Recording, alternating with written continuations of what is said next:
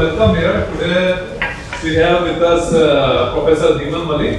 He is from the Electrical Engineering Department. He is in IIT Delhi as a professor since last I think 5 years, 6 years.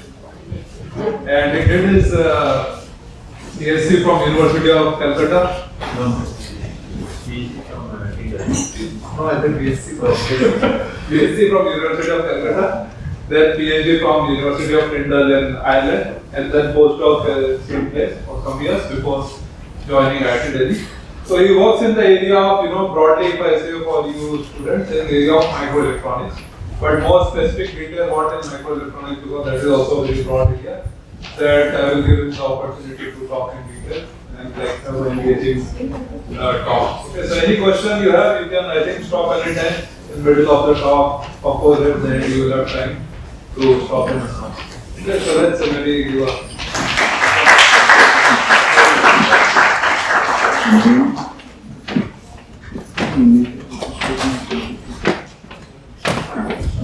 Rahul for the introduction. So I work mainly in the area of microelectronics, as a broad area if I can say. But microelectronics itself is a quite vast area. So there are many people working on different aspects.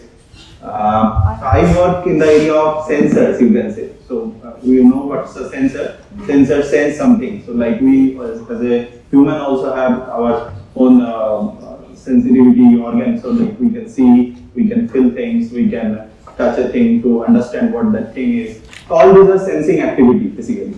And now my job or our research is that if we can bring some of this capability into the electronic devices. So that will give us a lot of advantage as we will talk about in this talk going forward. So the way this talk is titled is tiny machines. So now suddenly a new word, tiny machines on chip. And the rest of the part, like the MEMS sensor. So sensor I already talked about. What is this MEMS or MEMS? So that part I will slowly come into because that's something specific. But the first part of the title, machines and chips. So these are two very important actually buzzwords. Like already you are, some of you are attending it for second time, or like maybe you are aware of with some of these things. Like machines probably already you know. So machines we know that some sort of a system, physical system that do some sort of a work. Now as a layman, I will understand that that work has something to do with a physical work, mechanical kind of a work, you can say. And then we have chip. Chip means we understand that something to do with a very small electronics or something like that. It's a very tiny thing that contains lots of circuit parts, lots of electronic devices and so on. So if I see, so this is what is the pictures that comes into our mind when I talk about the machine. Machines is something very big, very bulky things. It contains some motors and so on. And earlier days it used to be like mechanical machines. Then slowly people went into this electrical machines, motors, and so on. That can do a lot of activity. Like all these heavy industries are running through some machines and so on. In our houses, this microwave, fridge, all this contains some of these motors and so on. So these are all machines. Now, when you talk about chips, so this is particularly, if I talk like even in films and so on, when you talk about some like hi-fi scientific things, so normally this kind of image is shown where it has this kind of a like a network of connections and so on. So this is true actually. So this is what you understand by chip. So it contains small electronic devices which are connected with each other by some means, some electrical connections and so on. So that is what we understand by chip. Now can we bridge the gap between the two? So that is what we are trying to understand in this talk, or in largely in my area of work. So can we bridge the gap? So can we bring that machine into this chip? So that is the broader objective of our work. Now before going into the details, so like all of you are, not all of you, maybe most of you are like will be playing video games in your mobile, right? So, or using some sort of advanced console and so on. So, when you write, say, a racing game, you are playing a racing game and you have to turn your car to the right or to the left, what you do is typically you rotate your mobile phone. So now when you are rotating the mobile phone, you are not giving any kind of a instruction to the phone, like you are just rotating the phone physically. So how did it detect that you are rotating to the phone and then like your car has to move to the right? So how this operation typically happens? Any idea? Right, correct. So that's what it is. So gyroscopic is one type, it's a bit advanced, but typically motion sensors in general we can say. So now when you talk about motion, there are two things. One is the linear motion, one is the rotational motion. So the term rotational, like the linear motion is typically like sensed using a sensor which is called accelerometer. So your mobile phone nowadays contains more than 10-15 accelerometer. It has different purpose. So it senses using that. So you have a accelerometer which can sense the change in the acceleration. Now when you are rotating your phone, basically what you are doing, you are changing the effective acceleration that's changed for the with respect to the Earth's gravity. So then actually it senses that and it rotates your mobile phone, rotate the car. So there are some software processing inside. So that instruct the video game that your car needs to move to the right. So in that way you can move your car to the right or to the left accordingly. But this is a more like a recent application of say MEMS accelerometer, which is one of the most first how would I say successful commercial product in this sensors where mechanical work is done on chip. So how it is done into the details I will come later, but it didn't start that way. So it started its journey, the motion sensing journey actually started on something else. So in the 1960s, 70s actually, when this automotive industry was growing substantially. So that time, one thing that people felt that when you have an accident, say for example, so normally what happens is the who's driving or who's sitting on the first seat, actually they has the highest impact. So can we stop that impact somewhere? So there was a solution. Solution was that this airbag will be deployed that will protect the passenger, the driver from this kind of large impact and so on. But typically that time, how the problem with that thing was that the deployment time, the airbag deployment used to happen little in a delay time. So even a second delay is enough to cause a severe injury or some catastrophic thing. But if it can happen very instantaneously, say in the millisecond, microsecond kind of range, so as soon as the impact happens within a millisecond or within a microsecond, this airbag is deployed. Then that can save the passenger actually. So that has a lot of motivation that time. So then people started looking that, okay, so if we can have a motion sensor which is actually chip.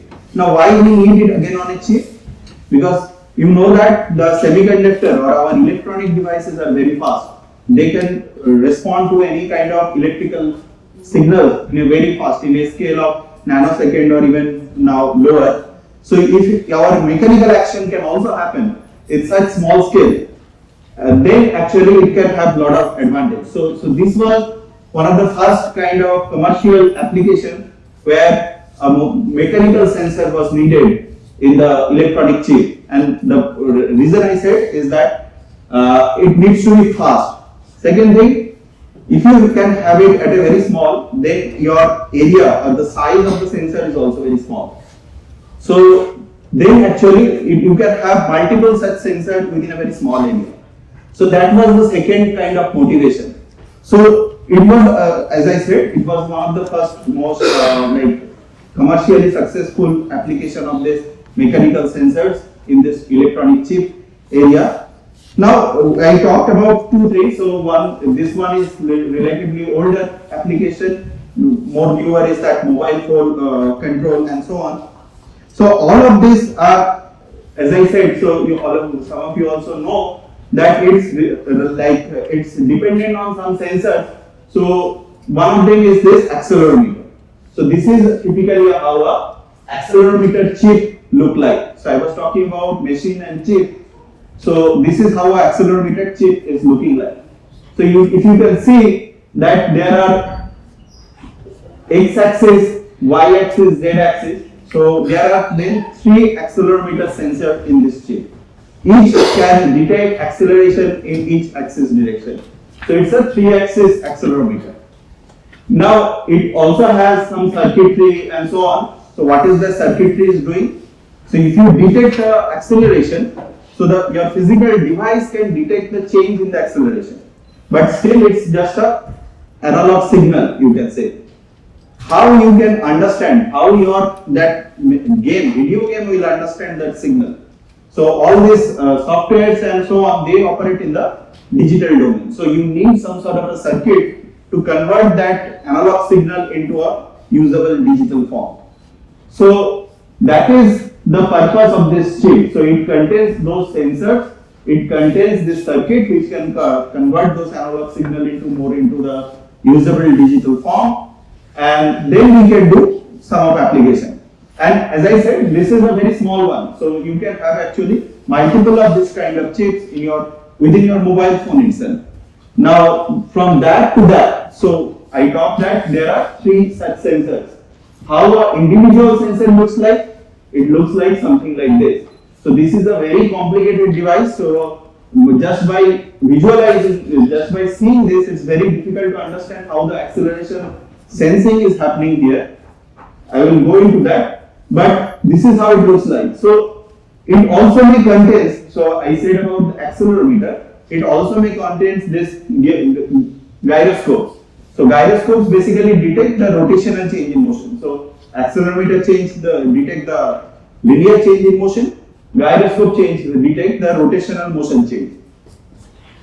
So this is how a typical device looks like. So from the figure itself, so if you have attended last few talks, so you know that this is how a typical silicon based device like a transistor or something like that also looks something like that only, but it's way more complicated. It has those small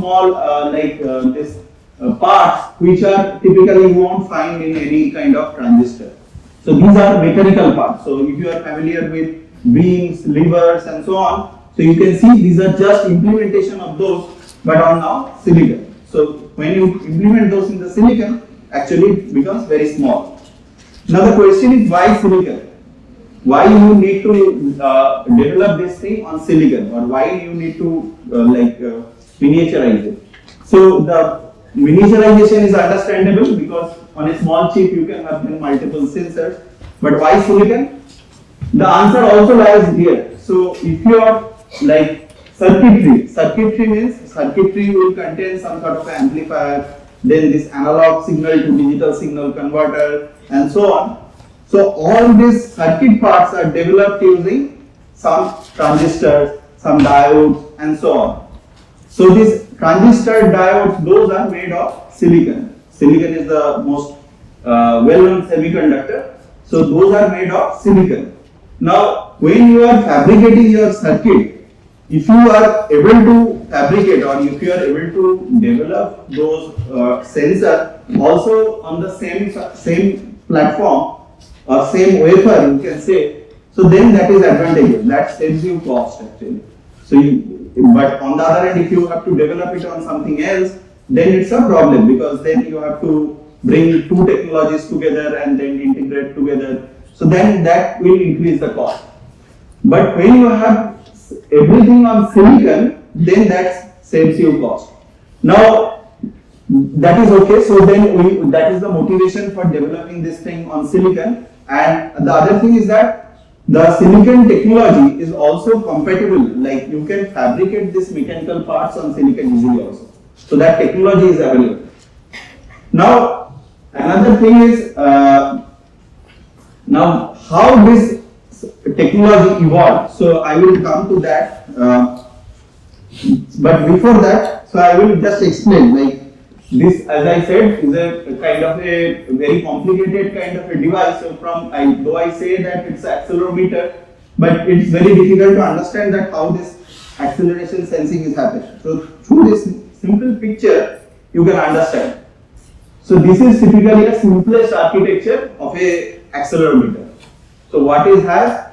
It has some fixed portion. Fixed means it cannot move. It's fixed on some silicon or something, and that is available on both sides. So you see that that's available on both the sides. So, and how this fixed portions are? It is most like a comb. Your hair comb. It looks more like that. So the dark portions, if you see, it looks more like a comb. So those are fixed. Now, additionally what you have some moving parts. So the moving part is also looking like a comb only, but it's connected to something called a spring. What is a spring? Spring already you know, so that's elastic mechanical element which has some sort of a spring constant and so on. So the spring allows this moving part to move. Now how the structure is developed, it can move only in the one particular direction. So it can move only in the, say, in the x direction. Now, say if we have this structure on its own, we are not giving any kind of external stimulation to this. So then it will have a fixed capacitance. So the capacitance will be defined with respect to these two parallel plates. So one parallel plate is coming from, say, this dark cone, and the one parallel plate is coming from the moving plate. So between them, we will have some sort of a capacitance. And that is fixed until the structure is not moving. Now, if we give some sort of a movement or some sort of acceleration to this structure from this side, so then what will happen? It will move. It will come to something like that. So then what you are having? You are giving some sort of a movement or some sort of acceleration to this, and due to that, because this thing is now movable, it moves. This one is fixed, it doesn't move. So what happens is, now the distance between these parts are now changing. So this one has come much closer, this is much wider. So what will happen? It will change the capacitance between these two parallel plates now. So if you now have, say, some initial voltage available on the structure, so when this acceleration is applied, so due to the change in the capacitance, it's accelerate, like the voltage across the structure will also change, right? So that any change in the capacitance will cause a change in the voltage across the structure. So the voltage across this structure will also change. So that change in voltage is something that you can directly correlate with this acceleration. So if you give a very large acceleration, this one will come much closer, this will become much wider, so the change of voltage will be something else. If you give a much smaller acceleration, this will not move that much, so the effective change of capacitance will be something else, and you will have a much smaller change in the voltage. So that output voltage that you get due to the change in the capacitance is actually directly correlated to this acceleration. So this is the basic principle of accelerometer. Now, this is just a one-axis accelerometer. If you say have this kind of structure in two different axes and they are kind of connected together, so then what will have, due to this now applied acceleration, this axis will change to some extent, this axis will change to some extent, and when you have two parallel, like two perpendicular forces being acted, so it will create some sort of a torque. So if you have a torque, so from that torque actually you can calculate what is the rotational motion. So that's the principle of gyroscope. And when you have together this accelerometer and the gyroscope, so then that's something we call IMU, inertial measurement unit. So IMU will contain a multiple accelerometer, multiple gyroscope together in a single kind of a chip. Okay, so I talked a lot about this accelerometer technology, how it looks like, how these things are, but broadly this kind of sensor, if we now talk about just a motion sensor only, so these are part of something which is called this MEMS, micro electromechanical systems. So this is also a part of microelectronics technology only, but with a slight difference. So what is the difference? So obviously it has say micro, it has electro, that thing also has. System is something that contains many things together, you can call it a system. But additionally it has this thing, this mechanical.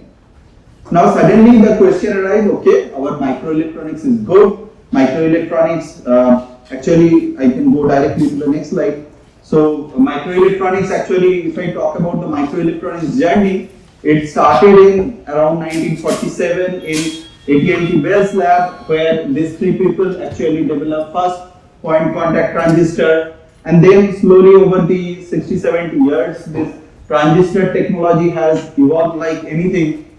So that is okay, and so actually how the transistor technology has evolved. So I am now going a little off track.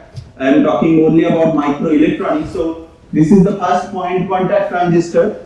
Like this transistor technology is possibly the technology which has seen most growth compared to any sort of technological evolution, and probably you can understand the this evolve in the transistor technology from this, comparing these two figures. So this is a 1985 ARM processor, and this is the Apple processor in early 2021. So here you see that it's a 7mm wide chip which contains around 25,000 transistors, and this is a 11mm chip, so it's just a slightly wider chip compared to this one, but this one contains 16 billion transistors. So you can understand how much the transistor technology has progressed. So you could integrate only 25,000 transistors in this chip, which is around 7mm wide. But now if you just increase the area slightly, so then you can actually integrate a huge number, like 16 billion transistors there. So how this evolvement has happened? It has evolved due to various things. So you have to understand that. So one thing is the understanding of the subject, understanding of the physics of this transistor. So that has enabled this progress. So people understood that if we reduce the size of the transistor, so what are the physical effects that will come into play ultimately. So that understanding was important. So that's related to the physics more from the scientific point of view. But sometimes what is goes unnoticed there is the engineering side of it. So if you see that there we are talking about 3 micron process, 3 micrometer process. So what is meant by 3 micrometer process? So 3 micrometer means, so that is the minimum size on silicon that we can create using a process or using a fabrication lab. So that was in 1985, it was like 3 micrometer. We could create, the smallest size that we could create was 3 micrometer. 2021, this has gone to 5 nanometer. So 10 to the power 3 times scaling down has happened over this 35 years. So that's a huge progress actually. So and that is the backbone of actually transistor evolvement. And how this has happened? So obviously the physics, the science part plays definitely a very crucial role from the understanding point of view.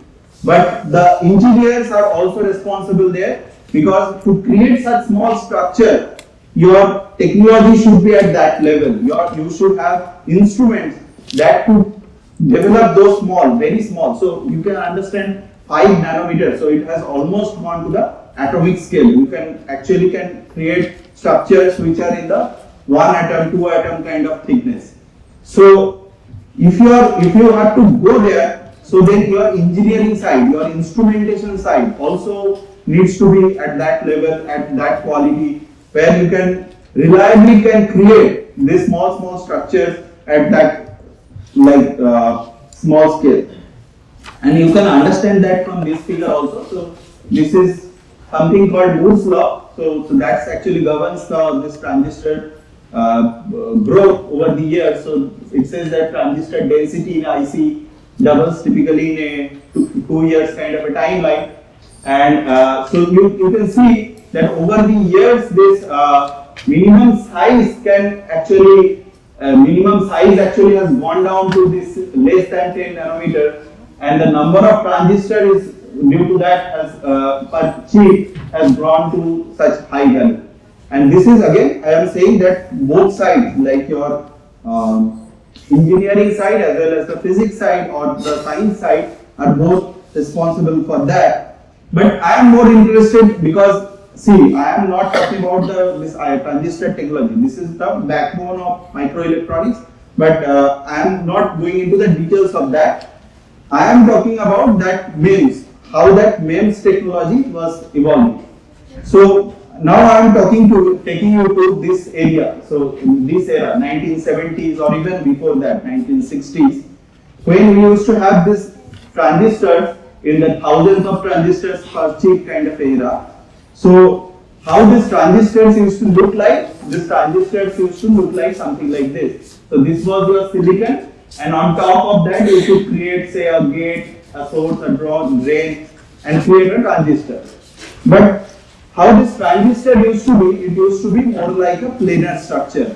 So compared to this silicon, actually this gate thickness or the source or the drain thickness, these were used to be very minimal actually.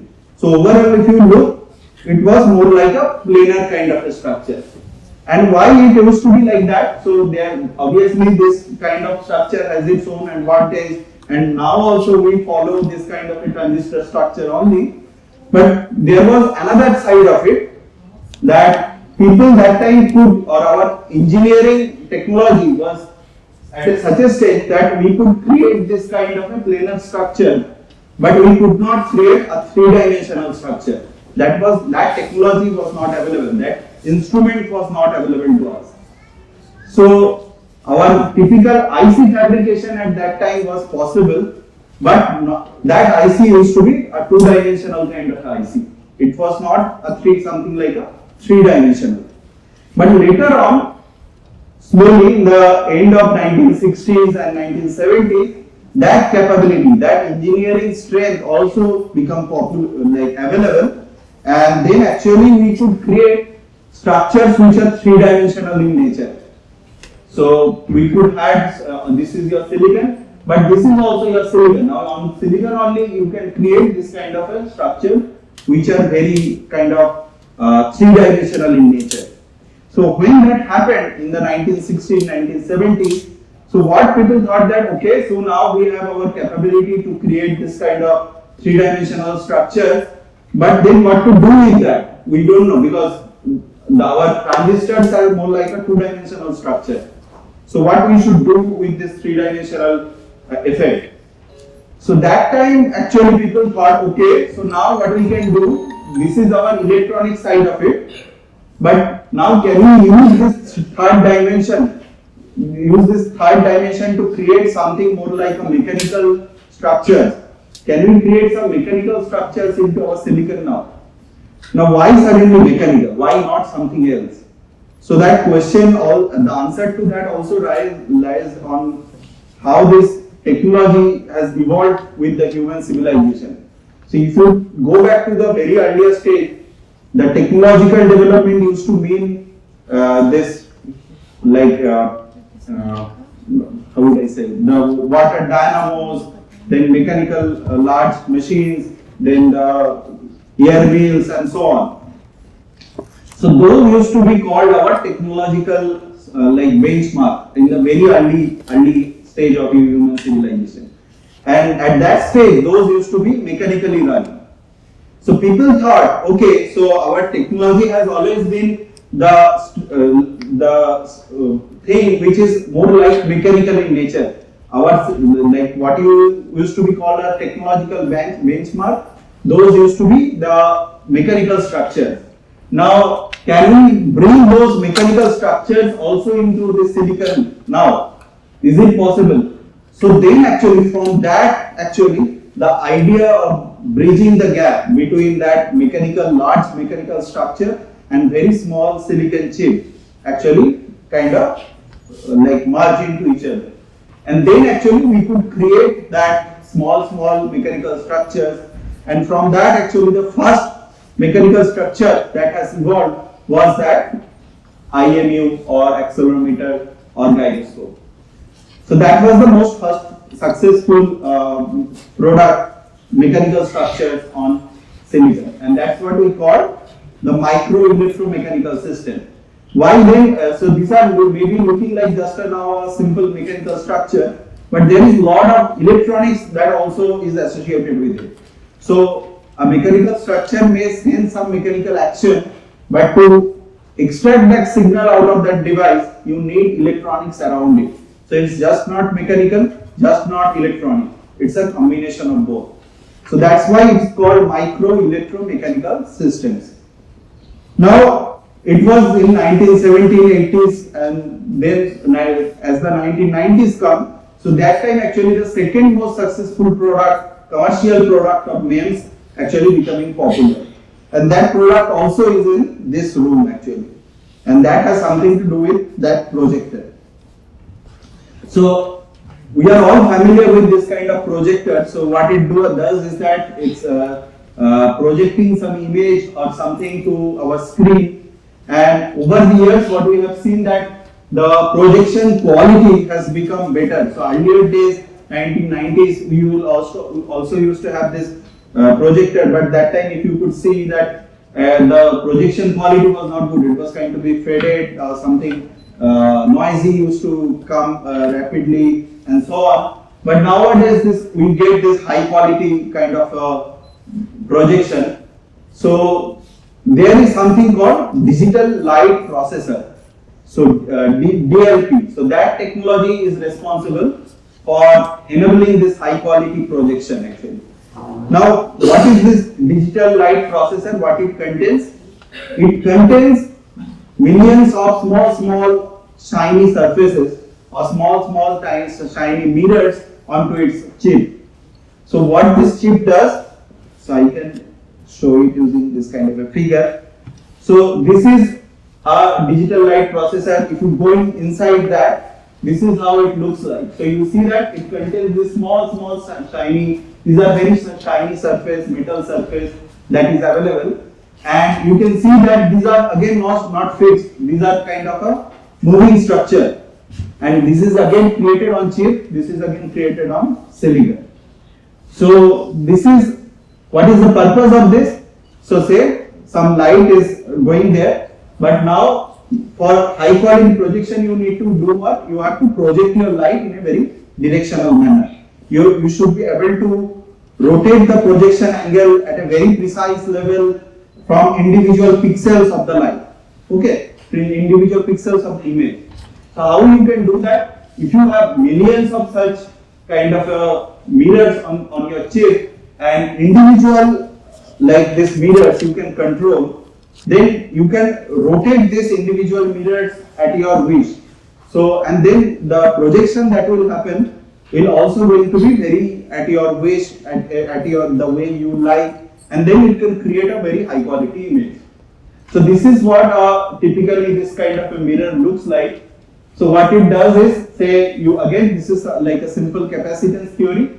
You have two electrodes there which are given 0 volt, and then the top mirror plate is now very kind of fixed at a planar position.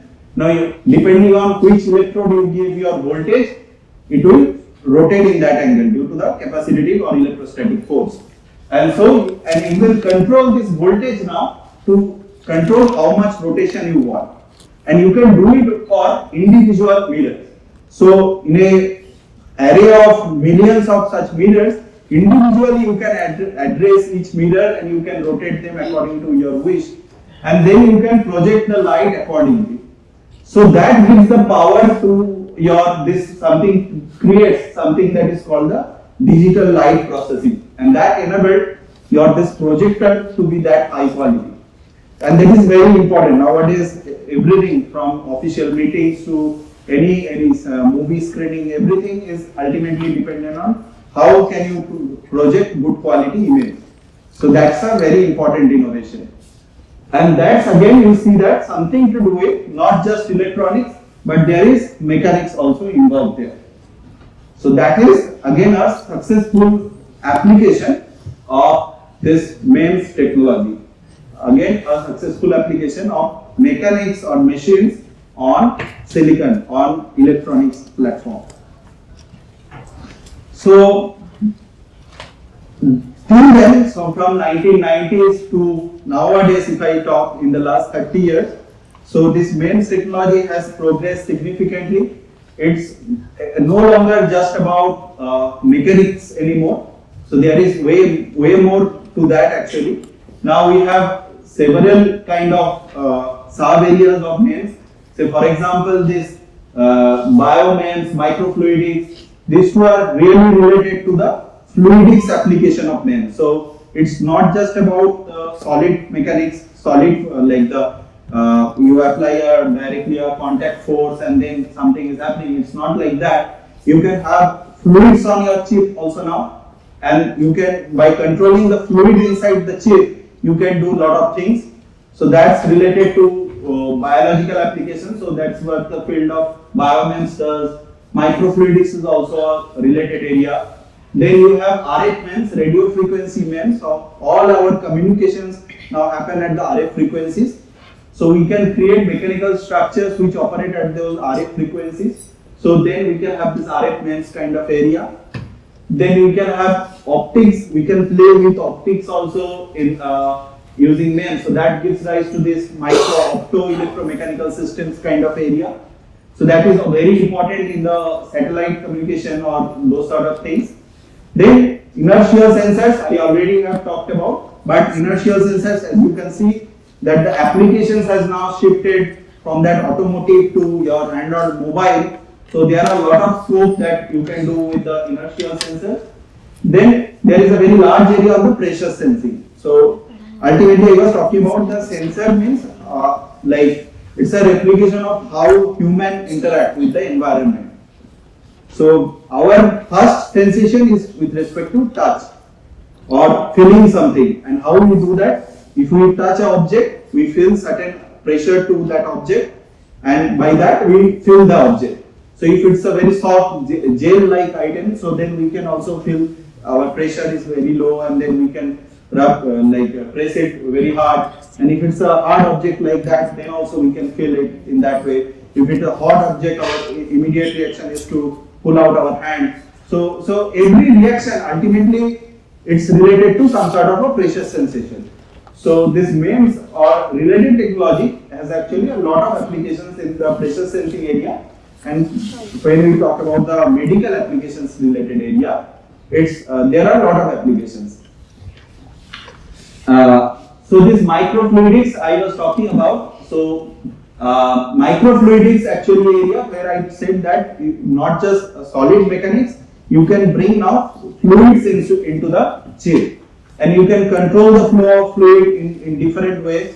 Now this fluid need not be just a simple water or some simple chemical like that. You can do a lot with that. Say for example, you can have your drugs flowing through a fluid, and you can culture some cell or something like that onto that chip also, and you can see how a drug interact with a cell, say for example, and that way you can determine new drugs also, so without going into the actual human body. So that's something very important. You can also give some humans like samples through some port, and then you can do various reaction within that chip, and you can determine that whether the sample has some infection or not, and so on. During COVID, actually, this kind of thing becoming very popular. So that is something what we call lab on a chip. So whatever things you can do in your pathological lab, if you can do the entire thing on a single chip, so then that's very useful. So that is what we call lab on a chip. So this is the idea. The idea is to bring the entire lab into a single chip. So that is again something to do with this microfluidics technology, which is a subdivision of this MEMS technology. Okay, so how this I'm talking about the individual sensors, but when you now talk about consumer electronics, say talk about the mobile phone and so on. So by 2007, when the first iPhone was introduced, it had only 3 such sensors. So it used to be like some sort of a light sensor, magnetometer, like magnetic field sensor, and obviously this accelerometer. In 2007, it had only 3 sensors. By going to 2014, which is already 10 years back compared to us, where we stand now, it used to have 10 such sensors at that time. So now we are reaching 2024, so this curve is going nowhere. So it's like maybe we now have at least 50 sensors in your latest phone. So why we need so much sensors, and what is this smart sensing? So obviously sensing means we sense some physical parameter around us. So it's make us very efficient. So if we can sense like this, say the mechanical thing only I talked about. So if we can sense the acceleration, we can do a lot of things. We can create these video games which are very responsive and so on. So then that's our entertainment for us. Similarly, there are a lot of other senses, like temperature, humidity, so on. So if we can sense around that what is the temperature, what is the humidity, and so on. So then that makes aware of our surroundings, aware of our environment. If we have that information, so what people will say, what to do with that information. So no, so that makes us very efficient. So with that enables us to save our resources, natural resources. That saves us to save our cost, like it makes also us very cost effective. It also makes us energy efficient. So if we know that how our surrounding us, in some way we can save some energy around us. So that's the purpose of having this multiple sensors in a single device. So it need not be just mobile phone. It could be something else also. Every electronic gadgets, even your like the lights in the rooms are now very energy efficient. You can see when no people is in the room, sometimes the light turn off on its own. We have that kind of a smart lights right now. So that also is sensing something. So sensors are now, you can say, the backbone of the human civilization, you can say. And you need to have more and more such sensors in our around in some way or the other to enable us to have this kind of a smart environment. And that's what the goal of this Internet of Things kind of a technology also. Internet of Things, probably, I don't know if you've heard about. So it talks about having billions of sensors around us. So what is the idea is that if we have such billion sensors around us, it will give lot of information. So information about many things.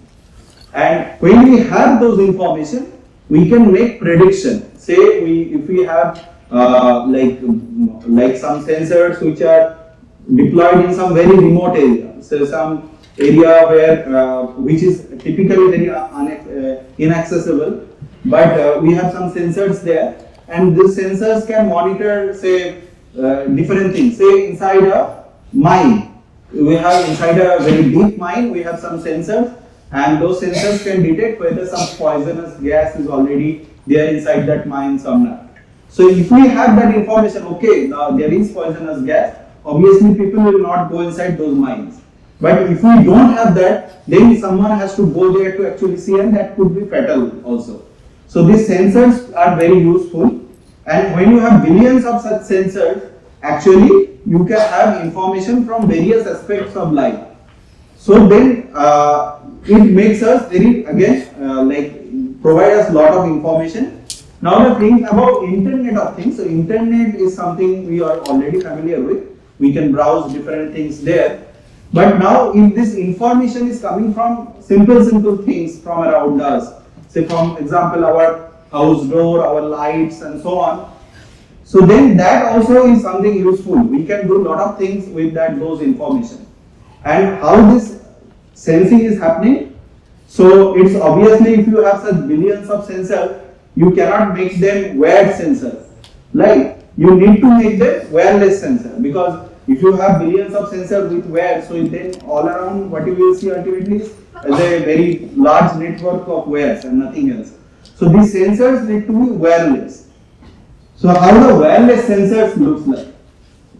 So obviously there is sensor, this sensor, okay, now for now we can say that these sensors need not be just a MEMS or a this micro electromechanical sensor, it could be something else also. So but on the end it has to be just a sensor. But a sensor is just not enough. You need some microprocessor with that, microcontroller with that to process that sensor data. You also need some sort of a communication thing, like a transmitter or a receiver with that thing, so that the sensor data is processed by this microprocessor and transmitted by this transceiver. And where it is getting transmitted, there will be a central hub where all this sensor data is ultimately going to come.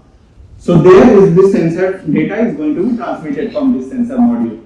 So together we can say this is not just a sensor, but it's a complete sensor module.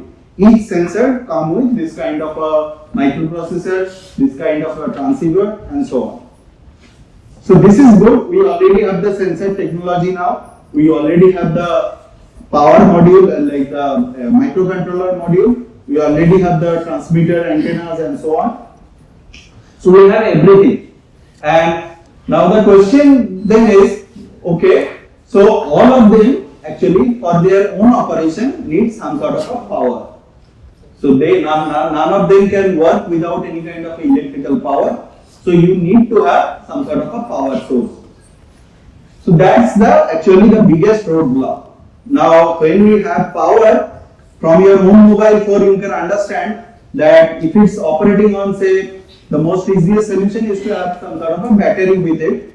And if you have a battery in your mobile, you know that every night or every day you have to charge it, so that it can work for next 24 hours. But if you have sensors now deployed into very remote places, or even forget remote place, if you have a sensor in your door, in your light, and so on, so then how you will power those sensors? Now battery you will need to change over the time, maybe not in a day, maybe over months, maybe over years. But even when you have very large sensor, large number of sensors, then replacing individual sensor batteries is actually very problematic. It's not possible. How many batteries you can change? Like then, and if you don't change, the sensor become non-operational and it loses purpose. So this power source remains a bigger challenge actually.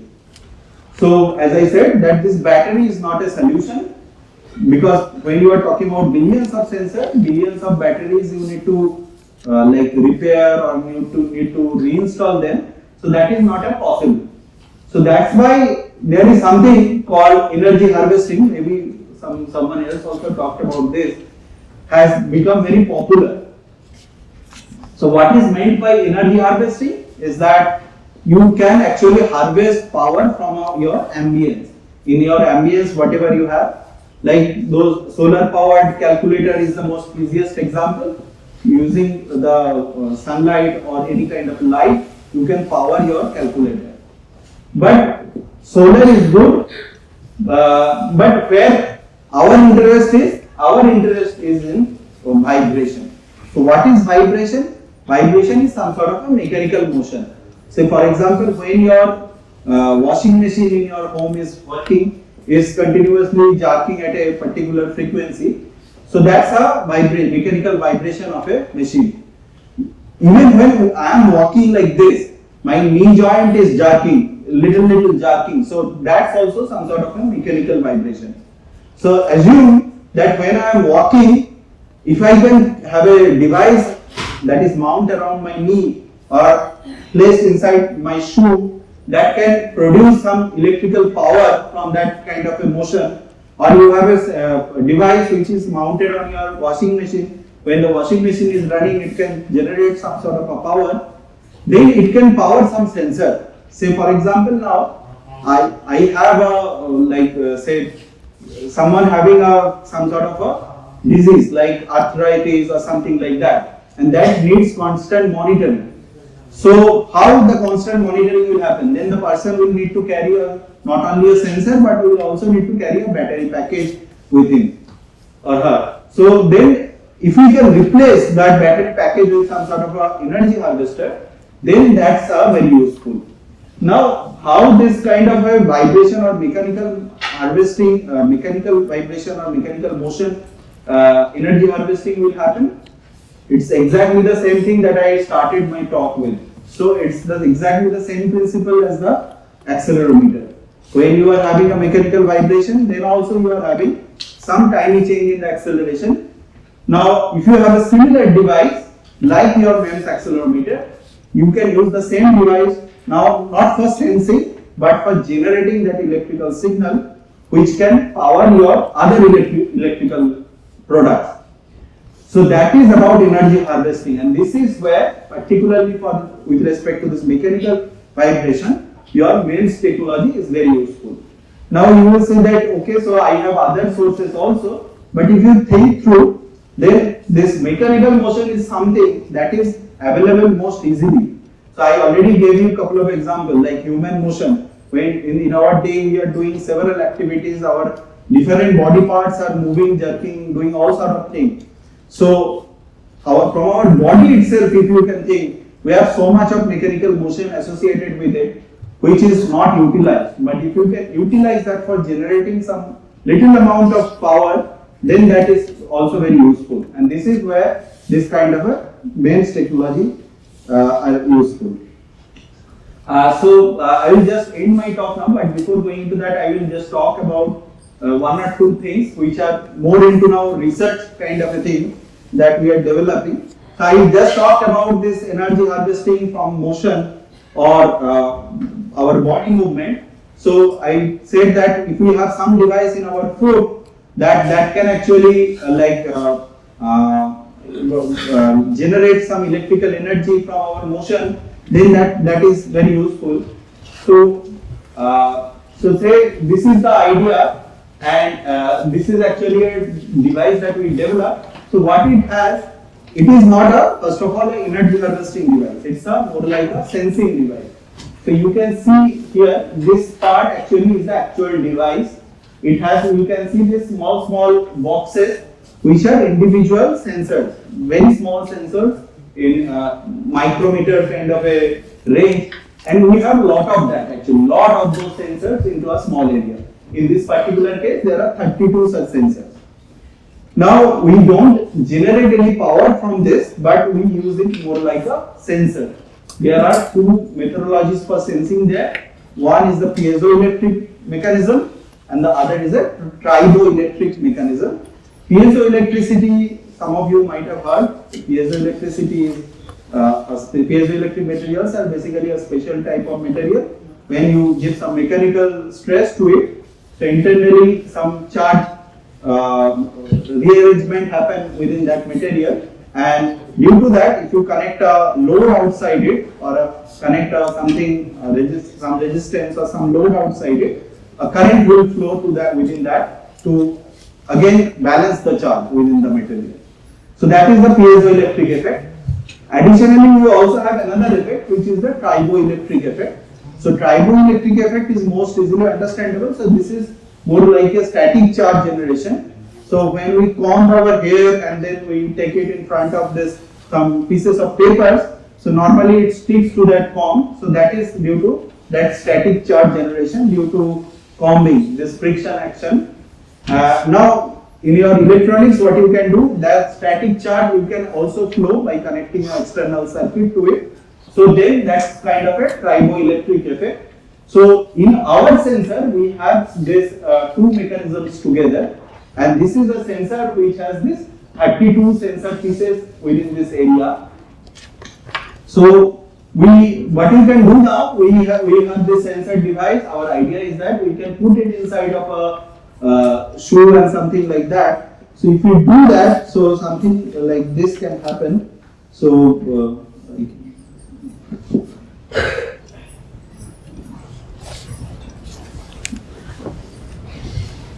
it will, maybe the video will not work. Anyway, it doesn't matter. Pictures.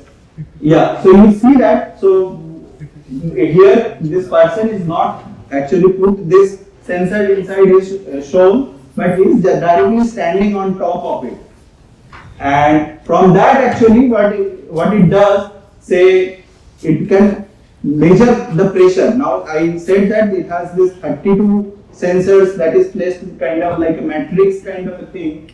So when we see the sensor data, we see that it can generate this kind of a map. So here the individual colors are saying what? The individual colors are saying different voltage values. So whenever you have a very high voltage, so that means there are some high pressure has been applied, and when you have a low voltage, so then you have a very small pressure being applied. So what you can do now is that when you are having a hill strike like this, so ultimately the end portion of the sensor is getting strike more, so you have a lot of pressure being generated there, and on the front side actually where there is not much touch, actually there is no pressure being sensed. So this is for a ideal situation. But now suppose someone having some sort of a food deformity or some sort of a disease due to which his food steps are not very normal. So this can happen to some sports person due to some injury also. This can happen to some elderly person due to some arthritis or something also. Then what you can have? You can have an abnormal foot mapping, pressure mapping. And from that actually you can detect like what is the stage of the recovery or what is the stage of the the therapy of this person is going through. So this is a very important kind of application that it can find in this biomedical area. Second application is related to say not on the feet, but say you are holding this sensor on your hand, and you can say hold now. Say suppose you have this water bottle, you can hold it very tightly, you can hold it very lightly, or you can even very relaxed. You are not holding at all anything. So in these three situations, the amount of pressure being applied to the sensor will be different. So you can see there. If you have a relaxed kind of a thing, you are not holding anything. The color is throughout uniform, that enabling that there is no change in the pressure. But if you are holding it lightly, then intermediately some pressure values are like coming up. If you are holding it very tightly, the color change completely to say that there is a complete change in the pressure being sensed and the person is holding that object very tightly. So this is also again very important application. Say for example, people who are suffering from accidents, so after that they need to go through this rehabilitation stage when their hand movement or different body part movements slowly become normal, and that time if you can monitor on a regular basis that how his capability is being increasing or improving, through that you can monitor the well-being of that person. So this is also very important. Thirdly, the activity monitoring, like the running, jumping, obviously you can monitor those things also using this kind of a sensor. Like in every case, the signature of the signal will be quite different. So from that also you can monitor like different activities. So this is about the biomechanical application side. Just the last slide. So I was talking about this microfluidics. So say this is a typical microfluidic chip, how it looks like. So what it has one inlet, so through which you can inject some fluid. It has 5 outlets where you can flow the liquid out, and it has some sort of a magnet. So this magnet, which is zoomed here, it is shown here. So what is this magnet is doing? Its magnet, if you see, it's more like a stair kind of a design where the magnetic distance from this channel is actually increasing little amount with each successive stage.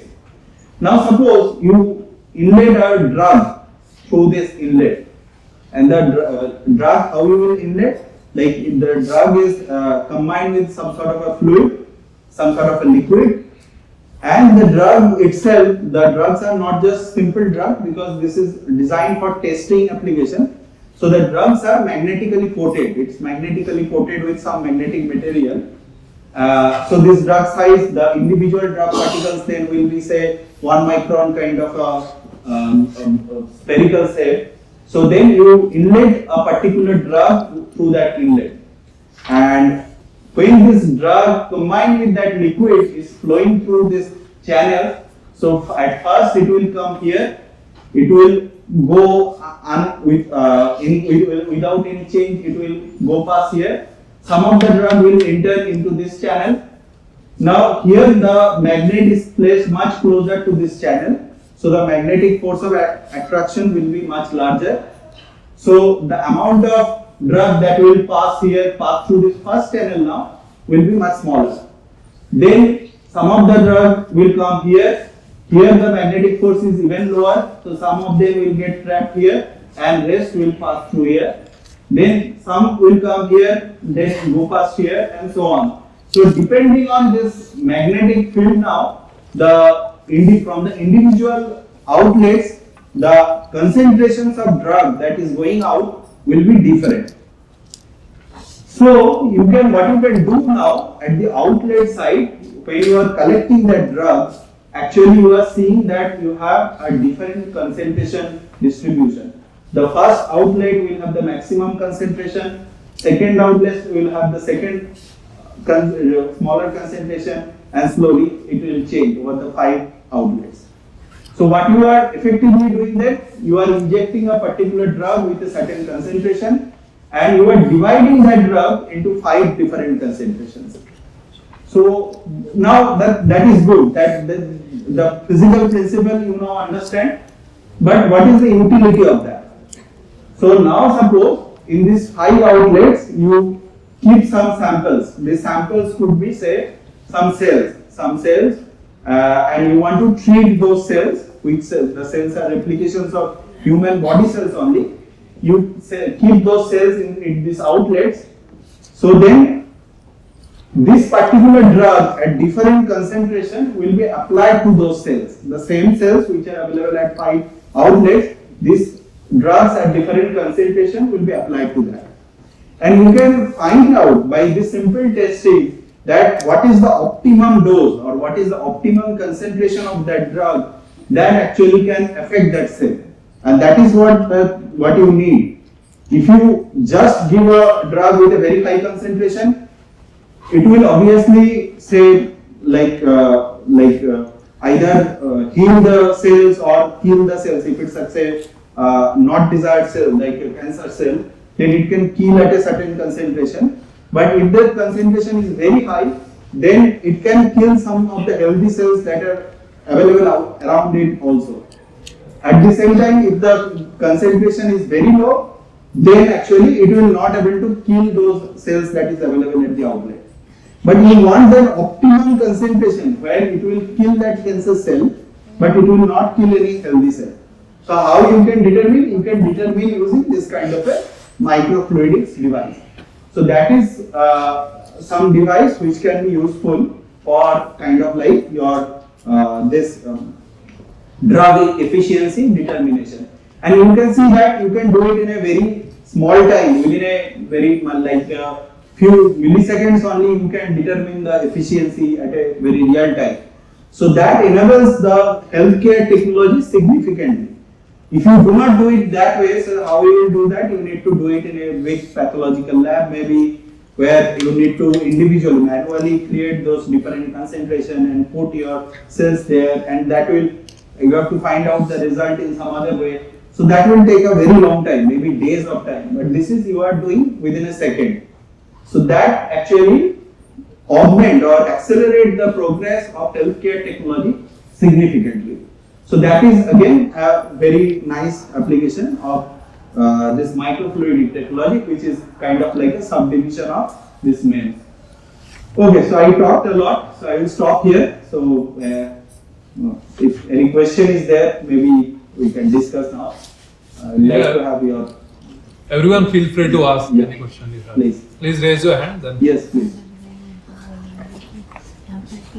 Yeah, please. Good afternoon, sir. So why DMD chips are made up of silicon? So that's what I said, right? That any accelerometer or any kind of this, so DLP means this digital light processor, right? So any kind of these things are made of silicon because of two reasons. Because see, just this mechanical element is not enough. You need some electronics, some readout circuit around it to make it completely operational. And your circuits are always made of silicon. It always has to be done in a factory foundry, which can develop this silicon-based processor. Now, if these processors or the mechanical elements are made of silicon, then actually you can build the two together. So then actually the cost of the entire thing comes down. But if you are not able to do that, if you say have to develop this mechanical elements separately and your circuits separately, and then you have to bring them together, then the cost will go up. Now, being said that, fortunately, the silicon, what we have found, is a very good mechanical material also. So it has properties like ion modulus is like 10 to the 170, 180 kind of gigapascal. So that is very good. It's mechanically also very robust. So if it was not like that, it was not a very good mechanical material, we would not be possible for us to develop this mechanical elements onto silicon as well. Yeah. Sir, how these chips are manufactured? Like there are huge details in them, how they are placed in electronic devices. Yeah, so like chip fabrication is different. This MEMS fabrication is slightly different.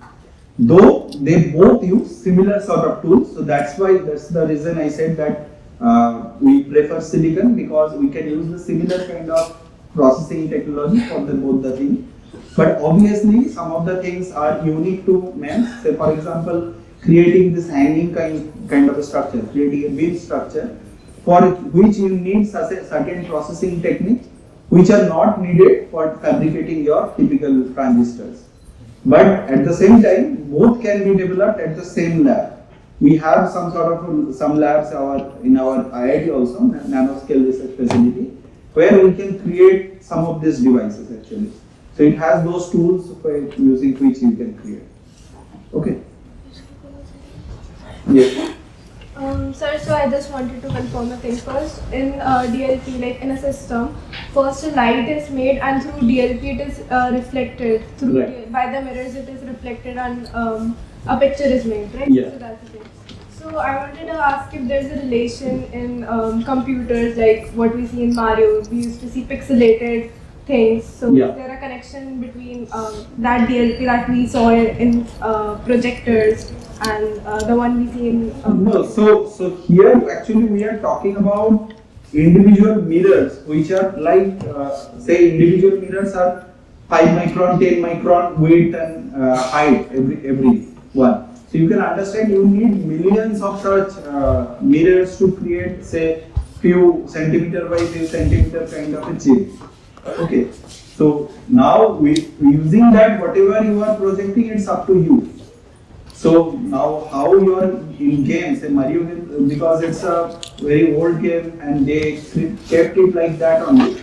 So they still maintain that particular features of their human or something like that. But at a such small scale, you are not projecting. You are using that small mirrors just to build the quality. Say individually, if your individual mirrors are large, say few millimeter kind of area, so then the quality of the image will be not very high quality. It will be not that precise. Using that light, now you can project whatever you want. So it's totally up to the video side, like the software side. Yes. It takes about a few decades to come to the billion, and we know that there are 60 billion transistors in this chip. So how do you keep track of these small micro things? And Small micro? small micro things, and they're asking about making electronic devices out there with chips inside of them. So how do we tackle these small things and how do we count them? So see, again there are two aspects. So one is this transistor, which is like a conventional microelectronics. So there actually we need this billions of transistors to do our state-of-the-art computation. So mainly these transistors are used for computation application, memory application, logic. You can build the digital electronics gates and so on. So you can do that. So for that actually you need very large number of transistors and so on. But when we go to the MEMS side, so MEMS actually are not built in this kind of billion scale. Say for example, accelerometer, within that chip, that large PCB based chip that I showed, we only had 3 accelerometers, right?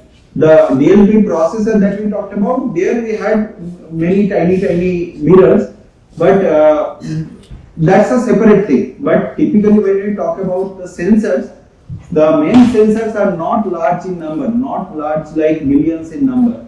In a single chip, maybe you have few MEMS sensors because it's ultimately mechanical part, so it cannot be as small as say 5 nanometer, like our state-of-the-art transistor. I said that it's 5 nanometer kind of technology, but your mechanical element is not like 5 nanometer. It's still little large, but at the same time it's small enough so that you can build it in a small chip or small IC also. So you don't need to keep track of millions of sensors within a chip. You need to keep track of millions of transistors within a chip. But that's why this transistor technology is very well established, very reliable.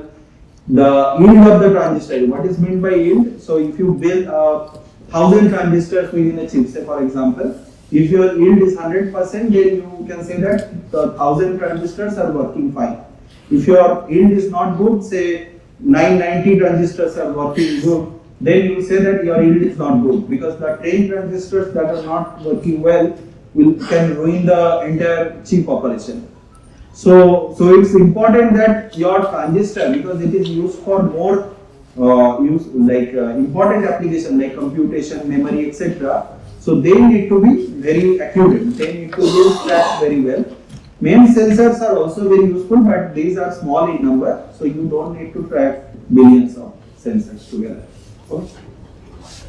Yes. How can transistors be placed without them being like broken or being lost? Like so carefully placed. So the transistors are typically it's not placed. So in a wafer, when you create or fabricate these transistors, these are small devices, right? So you build them together. So say you create millions or even billions of transistors together using a single process. So it's not created such that it's already arranged. So there is a process involved there which is called lithography. So you first design how this transistors will be there in a single substrate digitally. You create this on computer. Then there is one technique which is lithography, using which you transfer that digital image into your silicon, into your substrate, and you then build around it. So ultimately when your entire process is complete, you ultimately have transistor which is just as you wanted them to be, just as you created your digital image. So there is no thing such as placing the transistors together. You can't do that. They are so huge in number. Okay. Yes. So the question is that how the signals travel and how we detect them. I mean, we want this information of data, how we get the data. And how is the signals are detection from the iron or there is that we want power and we get signals from the chip. How is it? So if we talk about the from the signal tower to that, then it's an electromagnetic wave propagation. But if we talk about the sensor data, which is more focused around my talk, so when some physical thing is changing, so basically you have this device which can detect. So for example, I talked about this accelerometer. It detects this change in the acceleration with respect to change in the voltage across the device. You have this accelerometer, with respect to that, you detect some change in the voltage. Now this change in the voltage is directly linked to your this change in the acceleration. So then that is the first step of signal creation. So now this signal which is created is an analog signal, means time varying signal. It could be very small, its amplitude could be very small, so that actual electronics cannot work with this such small signal. It may be overlapped with so much noise also that the signal looks very noisy and you can't detect any actual form of the signal. Obstacles in the part 2. Obstacles means? Means like how does it travel without obstacles? You know, with an atmosphere. No, so there I am not coming. I am not coming to your like RF communication or those areas. So that's a different area. So that happens through electromagnetic wave propagation. So as I said, that's a completely different area. I am talking about this more like this sensor data, how it moves. Okay, so that's a separate thing. But here, what we are doing is you send some physical parameter through that device. You create the first signal, and then you have your some microprocessor which can like correct that signal. It can actually convert it into some sort of a useful form, and then you have those RF components which can transmit that data. Okay, so that's how it works.